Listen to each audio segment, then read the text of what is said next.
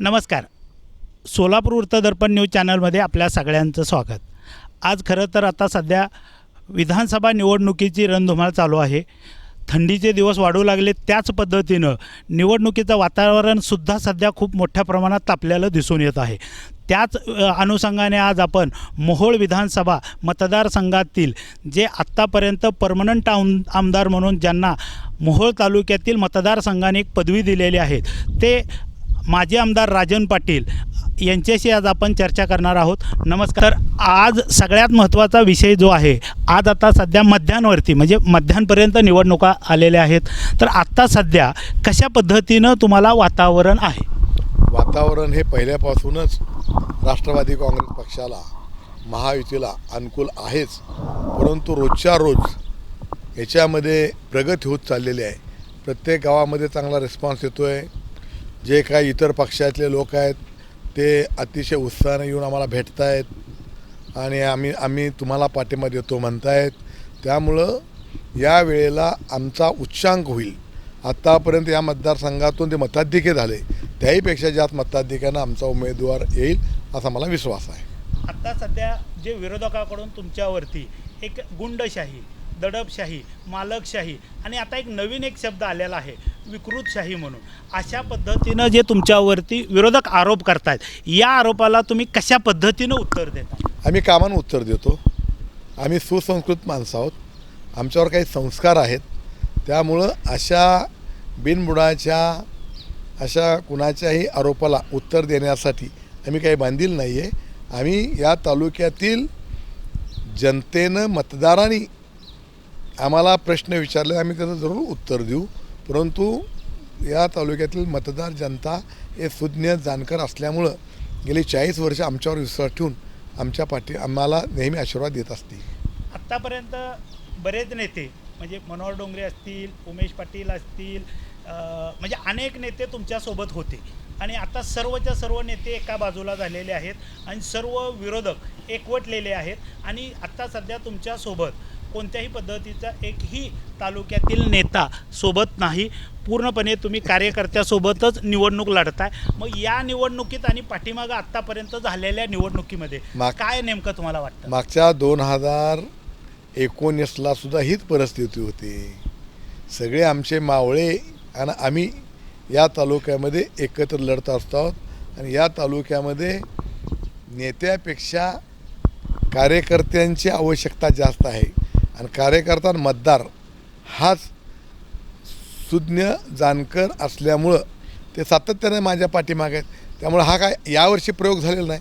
गेल्या 5 वर्षातसुद्धा असाच प्रयोग त्यांनी केला. सगळे एकसंघ झाले, परंतु मतदारांनी आम्हाला आशीर्वाद दिला. आत्ता तुम्ही सातत्यानं एक मलिदा गँग या असा आरोप विरोधकांवरती करताय आणि मलिदा गँग तुमच्यावर आरोप करते अशा पद्धतीचा तुम्ही सातत्यानं त्यांच्यावर आरोप करताय. मग ती जे ते काय म्हणतात विरोधक आता तुमचे, मलिदा गँग, आम्ही मलिदा गँग आहोत, तर ते मग ते नेमकं ते काय स्वतःच्या घरातील एक काय पैसे म्हणा, निवडणुकीसाठी जी यंत्रणा लागती ती यंत्रणा तुम्ही स्वतःच्या घरातले पैसे आणून किंवा कशा पद्धतीनं राबवताय, मग तर तुम्ही तर उलट त्यांच्यापेक्षा जास्त सुपारी भादर आहेत असाही काही तुमच्यावरती आरोप करा. आम्हाला कुठल्याही प्रकारचं या तालुक्यामध्ये बाबुराव अण्णा पाटलांनी जवळपास 40 वर्ष निस्वार्थीपणे काम केलेलं आहे आणि त्यांचा आम्हाला बेस आहे. त्यामुळं आम्हाला कुठलाही निवडणुकीला खर्च येत नाही. तुम्ही आमच्या निवडणुकीच्या कार्यक्रमाच्या सभेतल्या लोकांच्या बाईट घ्या. आमचे लोक कार्यक्रमाला आत्मीयतेनं, आपुलकीनं, जिव्हाळ्यानं, स्नेहाचे संबंध म्हणून येतात. गेले 5 वर्ष आम्ही या तालुक्यात सातत्यानं जनतेच्या सुखदुःखामध्ये, जनतेचे प्रश्न सोडवण्यामध्ये तत्पर असतो. म्हणून करता एवढे 20 दिवस तुमच्यासाठी म्हणून करता या तालुक्यातील कार्यकर्ता हा आपल्या स्वतःची पदरमोड करून आमचा राष्ट्रवादीचा, महायुतीचा उमेदवार निवडून आणण्यासाठी प्रयत्न करतात. त्यामुळं हे सगळं थोटं नाही. आता नेमका विकास म्हणजे 4,500 कोटीचा झालेला आहे का 4,500 कोटी निधी आणलेला आहे का 2200 कोटी? ज्या पद्धतीनं विरोधक आता सातत्यानं म्हणतायत की ह्यांच्या आकड्यामध्ये सुद्धा कुठंही तफावत आढळून येत नाही, तर उलट पहिल्यांदा 2200 कोटचे सांगत होते, आता 4500 कोट सांगतायत. म्हणजे ह्यांच्या आकड्यामध्ये सुद्धा कुठंतरी गोलमाल आहे. मग ह्यांचे आकडे नेमके खरे काय आहेत आणि खरोखर आपल्या म्हणजे मोहोळ मतदारसंघामध्ये नेमका आकडा कितीचा आला किंवा किती विकास निधी आला आणि विकास किती पद्धतीनं कशा पद्धतीनं झाला असं या तालुक्यामध्ये म्हणजे या मतदारसंघामध्ये जवळपास 3,500 कोटी रुपयाचा निधी आलेला आहे. आता इथं काय आम्ही काय बँकिंग करून बसलेलो नाही आहे, एवढं आमच्या काय स्टॅटिस्टिक व्यवस्थित अशातला भाग नाही आहे, परंतु साधारणपणे 3,500 कोटी रुपयाचा निधी आलेला आहे. आम्ही पुस्तिका काढलेली आहे, त्याने ती पुस्तिका घ्यावी, त्या विभागाकडे जावं आणि त्या विभागाकडून तेवढे पैसे मंजूर झालेत का नाहीत याची खातरजमा करावी. आम्ही पुस्तिका छापून प्रत्येकाच्या घरात दिलेले आहे की आम्ही एवढा निधी आणला आहे म्हणून. त्यांना खात्री वाटत नसेल त्यांनी त्या ऑफिसला जाऊन बघावं. अगदी बरोबर. मग आता जो निधी आलेला आहे, मग हा आमदार निधी, ग्रामपंचायत, जिल्हा परिषद का काय, म्हणजे नेमकी संभ्रम अवस्था अनेकांची आहे. महाराष्ट्र सरकारचा सगळा निधी येत असतो आणि महाराष्ट्र सरकारच्याच वतीनं काही सेंट्रलचा निधी येत असतो, परंतु हा सगळा निधी हा मंत्रालयात नेतो आणि मंत्रालयाचा आमचा लोकप्रतिनिधी हा आमदार असतो. त्यामुळे आमदारच्या सल्ल्यानंच या तालुक्या मतदारसंघामधला सगळा निधी मग जिल्हा परिषदेकडनं येईल किंवा अन्य कुठल्या एखाद्या समाज कल्याण खात्याकडनं येईल, वेगवेगळ्या विभागाकडनं येईल, परंतु शेवटी त्या आमदारच्या सल्ल्यानं आमदारच्या कर्तृत्वानं तिथे येत असतो तो निधी. आता तुम्ही ज्या पद्धतीनं की बाबा आमदारांच्या शिफारशीनुसारच केंद्र असेल, राज्य सरकारचा असेल, म्हणजे ज्या म्हणजे ग्रामपंचायतीपासून ते केंद्र सरकारच्या विविध योजनांच्या संदर्भात ही आमदारांची शिफारस असते आणि त्या शिफारशीनुसार जो निधी आलेला आहे तो 3,000 ते 3,500 आलेला आहे.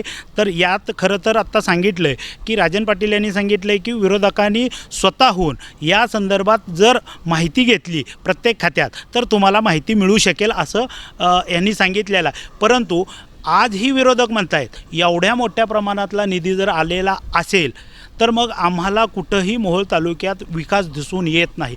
याबद्दल तुम्ही काय सांगा? ज्यांना जन्मताच कावीळ झालेली असती त्यांना सगळं जगच पिवळं दिसत असतं. हा विकास काय कुठं बांधून ठेवला असतो का? आम्ही रस्ते सांगितलेत, पाण्याच्या योजना सांगितलेत, पिण्याच्या पाण्याच्या योजना सांगितलेत, गावात बघा तुम्ही चालू झालेत का, आहेत का, नाहीत का, रस्ते आहेत का, क्वालिटी आहेत का, हे बघा तुम्ही, तुमच्या लक्षात येईल.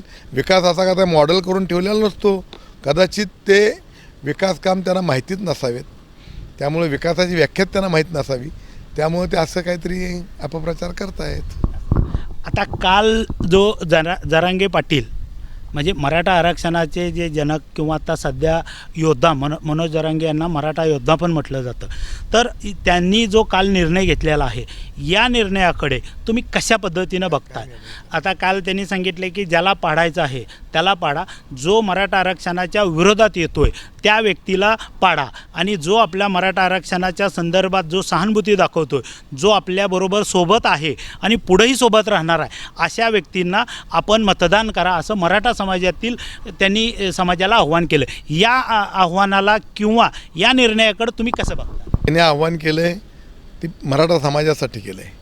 मराठा समाजाच्या आरक्षणासाठी म्हणून करता जे लढत आहेत त्यांना आपण मदत करा असं त्यांनी आव्हान केलेलं आहे.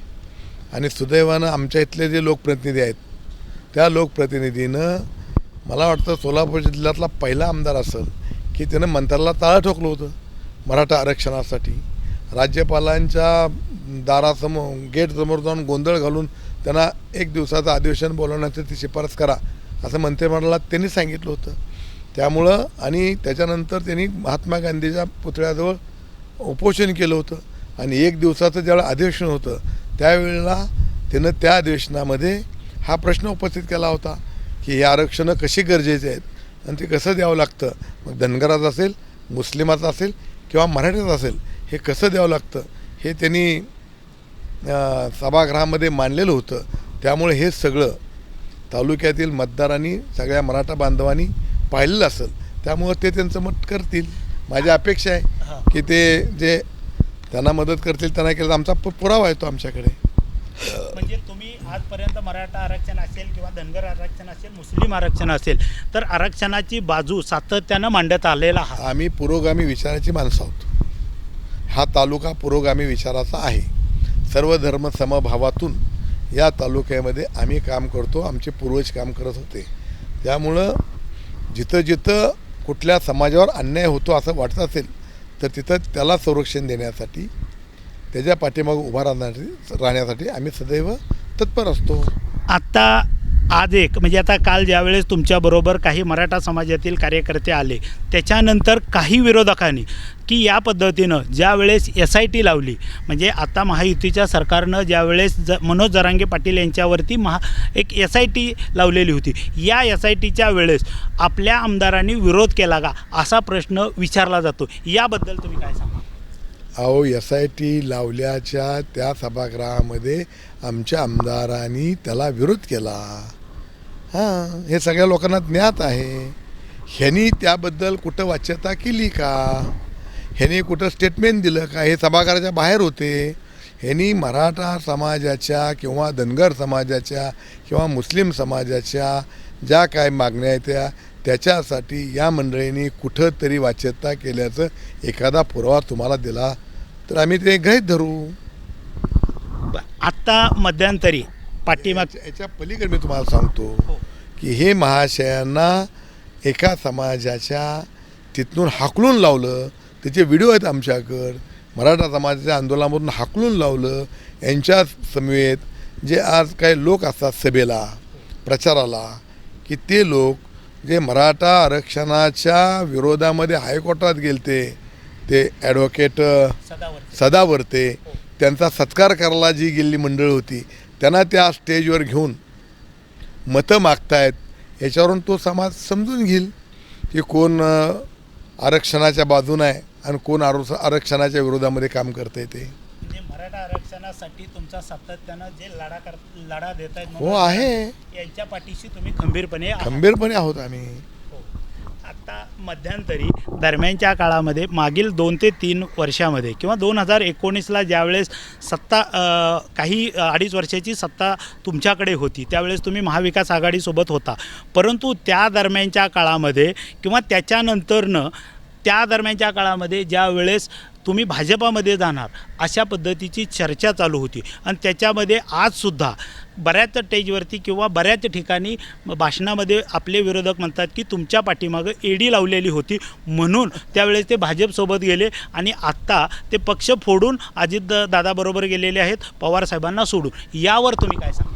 अहो, ED लावली, EDचं कुठं नोटीस बिटीस असेल ना, मग तुमच्याकडे असली तर दाखवा म्हणावं EDची नोटीस आहे का. आम्ही ED बीडीला घाबरत नसतो. आमच्या डिक्शनरीत भीती हा शब्दच नाही आहे. EDला घाबरत नसतो. म्हणजे आम्ही स्वच्छ कारभार करतो. त्यामुळे ED असो किंवा कुठली संस्था असतो, स्वच्छ कारभार करणाऱ्याला कसल्याही प्रकारचा त्रास देत नसती. त्यामुळं आम्ही कुणाला घाबरून वगैरे गेलो नव्हतो.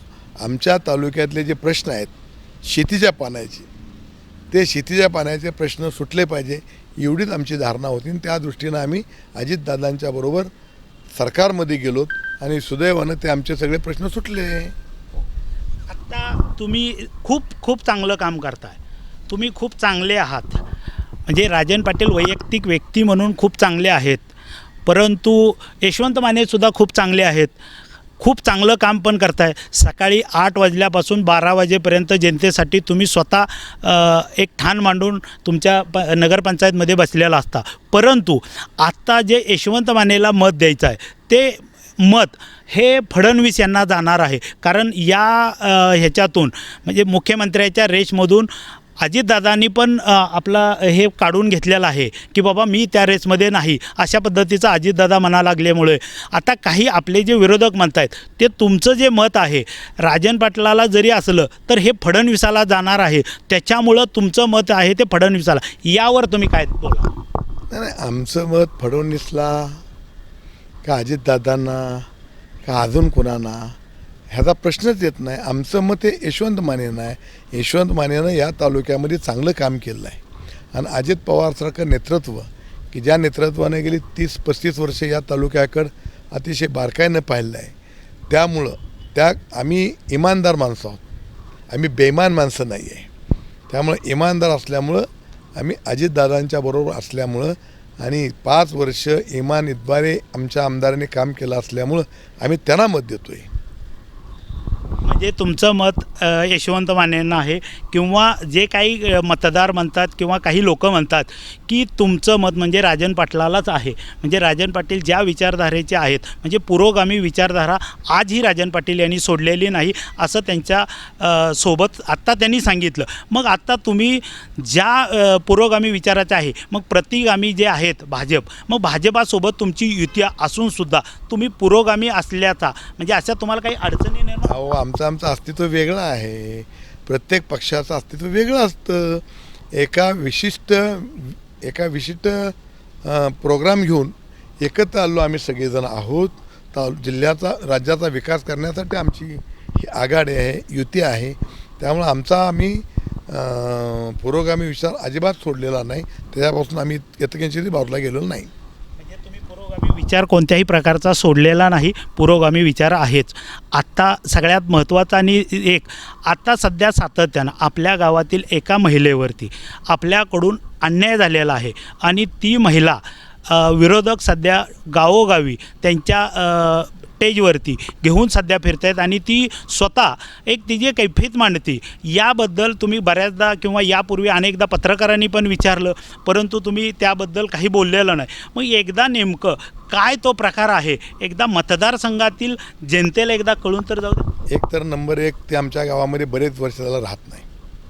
तिच्या बाबतीमध्ये विचारायचं असेल पोलीस स्टेशनला तिच्या बाबतीमध्ये तुम्ही विचारू शकता. नंबर 1. आता राहिला प्रश्न की तिच्यावर अन्याय केला बेछूट अशा गप्पा मारते ती पोरगी आणि म्हणून करता आम्ही मागच्या महिन्यामध्ये तिच्या विरोधात अब्रू नुकसानीचा 5 कोटीचा दावा मोहोळ सोलापूरच्या कोर्टामध्ये दाखल केलेला आहे आणि तिथं न्यायप्रविष्टी ही बाब झाली आहे. तेव्हा न्यायालयामध्ये ते खरं बोलते का खोटं बोलती, तिने केलेले आरोप खरे आहेत का खोटे आहेत हे न्यायालयाच्यामध्ये सिद्ध होतील. त्यामुळे त्याच्यावर मला काही बोलायचं नाही. पण एकच सांगतो की माझं नानगर परिसर आज एक संघ आहे, काल एक संघ होता, उद्या तो एक संघच राहणार आहे. आत्ता अप्परचा जो निर्णय आपण घेतलेला आहे, अप्परच्या संदर्भातली जी 43 गावं आहेत या 43 गावामध्ये प्रचंड आपल्याला विरोध होतो आहे आणि त्यामध्ये विरोधकांना ह्या 43 गावामध्ये पूर्णपणे तिथला मतदार आमच्यासोबत आलेला आहे अशा पद्धतीचं विरोधकांचं एक म्हणणं आहे. याबद्दल आपल्याला काय म्हणायचं? छान, बराच अभ्यास आहे त्यांना. नंबर 1 आता ते कळेल अप्पर तहसील कार्यालयामुळं त्या 43 गावातल्या किती गावात त्यांना मतं पडतात हे कळेल. आता कळेल त्याच वेळा. कशाला त्यासाठी जास्त आता फक्त 20 तारीख आहे, 21-22 तारखेला त्यांना त्याचं उत्तर विचारा की कुठला विरोध आहे, काय आहे, कुठला आहे. हा प्रश्न मी त्या 43 पैकी जवळपास 30-35 गावाला गेलेलो आहे. एकाही गावामध्ये याच्या बाबतीमध्ये कुणीही आम्हाला प्रश्न विचारलेला नाही आहे. हा विषय शेतकऱ्यांचा मतदारांचा नाही आहे. हा विषय आहे या तालुक्यातल्या काय संधी साधू पुढाऱ्यांचा की ज्यांची त्याच्यामुळं त्या भागामध्ये ममदार कचेरीमध्ये येऊन काय दलाली मिळणार असती ते मिळणं बंद झालं आहे. हां, आणि त्यामुळं लोकलची काही माणसं असतात त्यामुळं हे सगळं जनतेचं नाही, हा पुढाऱ्यांचा रोष आहे. जनता ही आज बी माझ्या मागे आहे, उद्या राहणार, परवा बी होती. म्हणजे तुम्हाला अप्परचा कुठल्याही पद्धतीचा या निवडणुकीत परिणाम होणार नाही असं तुमचं मत आहे. आत्ताची ही जी निवडणूक आहे मग ही निवडणूक जी आहे ती निवडणूक आता यशवंत माने विरुद्ध राजू खरे, राजन पाटील विरुद्ध शरद पवार का शरद पवार विरुद्ध अजित पवार अशी कोणतीही निवडणूक नाही. हे निवडणूक आमच्या तालुक्यातली आहे. ही निवडणूक यशवंत माने विरुद्ध राजू खरे ही निवडणूक आहे. अशीच आहे. आणि आता सगळ्यात शेवटचा एक छोटासाच प्रश्न आहे की ज्या पद्धतीनं आता तुम्ही विकास केलेला आहे आणि आता राहिलेला विकास कोणता आहे? विकास हा संपलेला नसतो, परंतु आमचं जे आता पुढचं जे विजन आहे, पुढचं जे आमचं लक्ष आहे त्याच्यामध्ये पहिल्यांदा शिना भोगावती जोड कालवा की ज्यामुळे उर्वरित गावाचा पाण्याचा प्रश्न क्षितिज मिटेल. दुसरा भीमा नदीवर आणि शिना नदीवर ही बॅरेज बंधारे बांधायचे आहेत. शिना नदीवर 2 ते 3 आणि भीमा नदीवर 2 ते 3 बॅरेज बंधारे आम्हाला बांधायचे आहेत. नंबर 2 तो एक आमचा प्रश्न आहे. हे 2 प्रश्न आमचे महत्त्वाचे आहेत पुढच्या 5 वर्षामध्ये. आता सध्या म्हणजे तुम्ही शेवटी मतदारांना काय आव्हान करू इच्छिता? आम्ही मतदारांना आव्हान करणार की आपल्याला संविधानानं बाबासाहेब आंबेडकरांना जो मताचा अधिकार दिला आहे त्या मताचा अधिकार करत असताना या तालुक्यामध्ये गेल्या 50 वर्षामध्ये कुणी काम केलं, या तालुक्याच्या प्रगतीसाठी कोण झटलं, अहोरात्र काम केलं, गेल्या 5 वर्षामध्ये या तालुक्यामध्ये कुणी काम केलं, राज्याच्या योजना शेवटच्या तळापर्यंत चुलीपर्यंत कुणी पोचवल्या, याचा सगळ्याचा शांत डोक्यानं विचार करा आणि मग आपण सुज्ञ आहात, जाणकार आहात, चिकित्सक आहात, या सगळ्या गोष्टीचा विचार करून येणाऱ्या निवडणुकीमध्ये दोन्ही उमेदवारापैकी कोण उमेदवार चांगला वाटतो त्यांना तुम्ही मतदान करा. तुम्ही तुम्हाला स्वतःला किंवा यशवंत मानेंना मतदान करा असं सांगत नाही का? नाही, तुम्ही सांगितलं की तुम्ही कुणाला मग कशावर मत मागताय म्हणून मी ह्याच्यावर मत मागतोय. मी यशवंत मानेचा प्रचारक आहे, त्यामुळं मी माझ्या पक्षाचा उमेदवार यशवंत माने त्यांना मत द्या म्हणणारच आहे. परंतु तुम्ही सांगितलं की तुम्ही आव्हान काय करावं म्हणून मी म्हणलं सुज्ञ जाणकार माणसाला मत द्या. अगदी करेक्ट. खरोखर आत्ता आपण जवळपास अर्धा तास आपण राजन पाटील यांच्यासोबत चर्चा केली. त्यांनी शेवटच्या टप्प्यामध्ये तर असं सांगितलं की तुम्ही पूर्णपणे सुज्ञ, चिकित्सक आणि बुद्धिवंत आहात आणि छत्रपती शाहू फुले आंबेडकर यांच्या विचारधारेचे आहात आणि हा तालुका आणि हा मतदारसंघ लोकनेते बाबुराव पाटील यांच्या विचारधारेवर चालणार आहे. त्यामुळं तुम्ही स्वतः पूर्ण चिकित्सक करा आणि जो आत्ताचे जे यशवंत माने आणि राजू खरे नेमके दोघापैकी जे तुम्हाला कोण उमेदवार आवडत आहेत अशांना करा. अशा दोघापैकी जो एक आवडेल त्यांना मतदान करा म्हटले. परंतु शेवटी मीच स्वतःहून विचारल्यानंतर ते म्हणले मी त्यांचा प्रचारक आहे, मात्र लोकांना माहीत आहे नेमकं कुणाला मतदान करायचं. अशा पद्धतीचंही त्यांनी शेवटी मिश्किल पद्धतीनं आपल्याला त्यांनी उत्तर दिलं. खरोखर धन्यवाद राजन पाटील साहेब, तुम्ही आमच्याबरोबर चर्चा केली त्याबद्दल. पेट्रोल दरवाढीला कंटाळलात? पेट्रोल भरून खिसा खाली होतोय? अवरेज देखील मिळत नाही? तर चिंता सोडा. आजच आपल्या 4 चाकी वाहनांना सीएनजी किट बसवा व पैशाची भरघोस बचत करा आणि मायलेज देखील वाढवा, तेही कमीत कमी खर्चात आपल्याच शहरात. मान्यताप्राप्त नामवंत मिझो कंपनीचे सीएनजी एलपीजी किट BS6 बसवून मिळेल. तसेच सीएनजी एलपीजी टँक टेस्टिंग करून मिळेल. तुमचा विश्वासच आमचा ध्यास. आमचा पत्ता MK अप्सरा गॅरेज, अक्कलकोट रोड, लक्ष्मी मंदिर शेजारी, सोलापूर. कॉन्टॅक्ट 7385800875 9359828428.